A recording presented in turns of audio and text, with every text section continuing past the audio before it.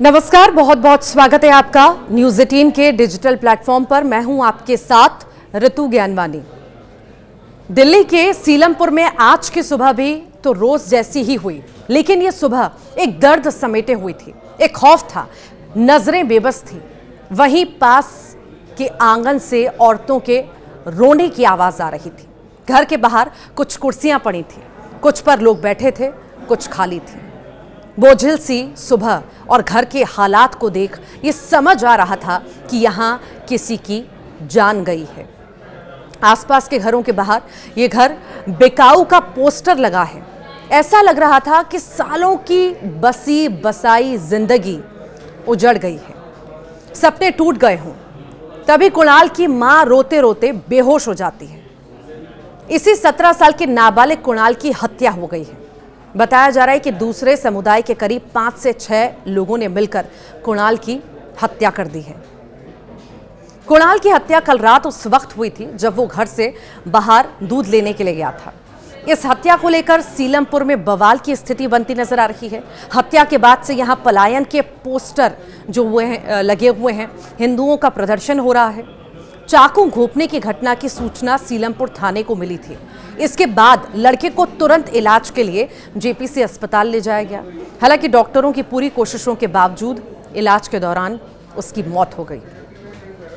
घटना के बाद गहन जांच के लिए क्राइम टीम को मौके पर भेजा गया। सीलमपुर थाने में मामला दर्ज कर लिया गया। पुलिस ने हमलावरों की पहचान करने और उन्हें पकड़ने के लिए कई टीमें भी तैनात कर दी। इस मामले में पीड़ित पक्ष ने तुरंत इंसाफ और कार्रवाई की मांग की है। पुलिस ने कानून व्यवस्था बनाए रखने के लिए इलाके में तैनाती भी बढ़ा दी है।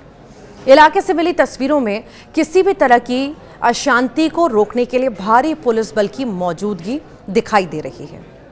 इस मामले में पीड़ित पक्ष ने तुरंत इंसाफ और कार्रवाई की मांग की। पुलिस ने कानून व्यवस्था बनाए रखने के लिए इलाके में तैनाती बढ़ा दी। इलाके से मिली तस्वीरों में किसी भी तरह की अशांति को रोकने के लिए भारी पुलिस बल की मौजूदगी भी है। घटना के बाद लोगों में दहशत है। हिंदुओं के पलायन की बात सामने आ रही है। लोगों ने अपने घरों के बाहर ये मकान बिकाऊ है के पोस्टर चस्पा कर दिए हैं, जिसमें लिखा है कि योगी जी मदद करो, योगी जी, रेखा गुप्ता जी मदद करो। कुणाल अपने परिवार के साथ सीलमपुर के ब्लॉक ए में रहता था। परिवार में पिता राजवीर, माता, 3 भाई और 1 बहन है। पिता ऑटो चलाते हैं। कुणाल गांधी नगर में एक कपड़े की दुकान पर काम करता था। कुणाल की मां का कहना है कि उनके बेटे से ना किसी की दुश्मनी थी, ना किसी से कोई बातचीत थी। उसे सिर्फ गेहारा समाज से होने की वजह से मार दिया गया। कुछ दिनों पहले लाला नाम के शख्स की आरोपियों से लड़ाई हुई थी, जिसके चलते कुणाल की हत्या कर दी गई। परिजनों का आरोप है कि साहिल और जिक्रा इस हत्या में शामिल हैं। बेटी की मौत से रोते रोते माँ बाप का गला रूंध आया है। घर में मातम पसरा है। इस सनसनीखेज हत्या में एक लड़की का नाम सामने आया है, जिसके साथ पूरा गैंग रहता है। परिवार ने जिस लड़की का नाम लिया वो उसी युवक की बहन बताई जा रही है, जिसने 17 साल के लड़के को चाकू मारकर हत्या कर दी। पीड़ित पक्ष का दावा है कि ये लड़की एक बदमाशों की टोली के साथ इलाकों में घूमती है और पहले भी कई बार अपराधी घटनाओं में शामिल रही है।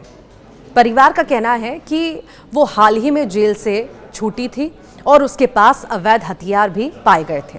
इस हत्या को उन्होंने सुनियोजित साजिश बताया है। हत्या के बाद सीलमपुर में हिंदू समुदाय सड़कों पर उतरकर विरोध प्रदर्शन कर रहे हैं और पास की सड़क को जाम कर दिया है। प्रदर्शनकारियों ने अपने हाथों में पोस्टर ले रखे हैं, जिन पर लिखा था, ये मकान बिकाऊ है, योगी जी मदद करो, रेखा जी मदद करो। स्थानीय निवासियों का कहना है कि ये 6ठी से 7वीं हत्या है, जब किसी हिंदू को सिर्फ इसीलिए मारा गया क्योंकि वो हिंदू है।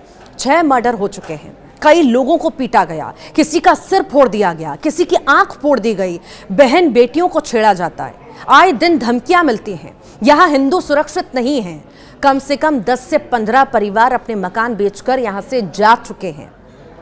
सीलमपुर में इस हत्या के बाद तनाव का माहौल है।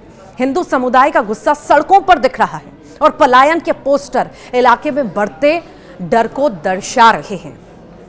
पुलिस ने अशांति रोकने के लिए अतिरिक्त बल तैनात किया है। और मामले की गहराई से जांच भी कर रही है। पीड़ित परिवार ने तुरंत इंसाफ की मांग की है। कुणाल अपने परिवार के साथ सीलमपुर के जे ब्लॉक में रहता था। परिवार में पिता राजवीर, माँ, 3 भाई और एक बहन है। पिता ऑटो चलाते हैं और माँ परवीन ने कहा है कि मेरा बेटा किसी से लड़ता नहीं था, उसे घेर कर मारा गया है। लड़की भी साथ थी।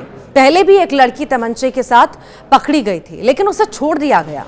पुलिस कुछ नहीं करती। अब मौत के बदले मौत चाहिए, ये मांग की गई है। स्थानीय लोगों ने इस घटना के बाद अपना गुस्सा जाहिर करते हुए कहा कि दिल्ली में भी यूपी मॉडल लागू हो, गलत लोगों के घर बुलडोजर चले। हमारे साथ ऐसा सिर्फ इसीलिए हो रहा है क्योंकि हम बीजेपी के लोग हैं। वे लोग लड़कियों का खुलेआम हाथ पकड़ते हैं। यहाँ कई बांग्लादेशी भी किराए पर रहते हैं जो इस तरह की घटना को अंजाम देने में लगे हुए हैं। इन लोगों के डर के कारण इस इलाके में हम लोगों के केवल 3 मकान बचे हुए हैं। सब लोग यहां से जा चुके हैं। सीलमपुर इलाके के जे ब्लॉक में लोगों ने घरों के बाहर पलायन के बोर्ड लगा दिए। लोगों का कहना है कि अब उन्हें यहां रहने में डर लगता है। एक विशेष समुदाय के लोग आए दिन गुंडागर्दी और हत्या की वारदातों को अंजाम देते हैं। पिछले 10 सालों में 7 मर्डर हो चुके हैं। महिलाओं के साथ छेड़छाड़ की जाती है, इसीलिए वो अपना मकान बेचकर पलायन करने को मजबूर हैं। परिवार का आरोप है कि इस हत्या के पीछे एक लड़की का हाथ है। वो बुलंद दबंग गर्ल है जिसके नाम से लोगों में दहशत है। वो हमेशा अपने साथ एक गैंग लेकर घूमती है। कुणाल को मारने वाली ये कोई आम लड़की नहीं बल्कि गुंडागर्दी में माहिर है।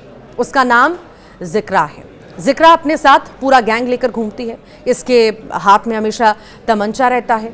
यह आरोप है कि मृतक कुणाल के परिवार का, उनका कहना है कि लड़की अपने साथ बदमाशों की टोली लेकर घूमती रहती है। इन्हीं लोगों ने कुणाल को घेरा, मौत के घाट उतार दिया। जिक्रा पहले भी धमकी दे चुकी है। अब वो अपने मंसूबों में कामयाब हो गई।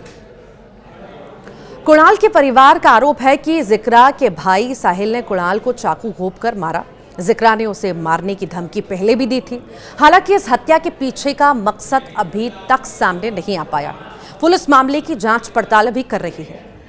न्यू सीलमपुर के लोगों में दहशत इस कदर आ चुकी है कि वे अपनी सुरक्षा को लेकर चिंता में हैं। लोगों का कहना है कि यहाँ पर ये 7वीं मौत है। उनको हिंदू होने की सजा मिल रही है।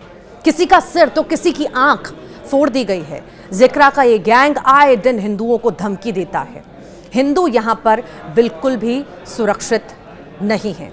अभी देखना होगा जब ये मामला सामने आया है, युवक की हत्या हुई है और जिस तरह से बवाल बढ़ रहा है, प्रदर्शन हो रहा है, आखिर इस मामले में किस तरह की जांच होती है और क्या सामने आता है और उसके बाद आखिर किस तरह का एक्शन लिया जाता है, किस तरह की कार्रवाई होती है।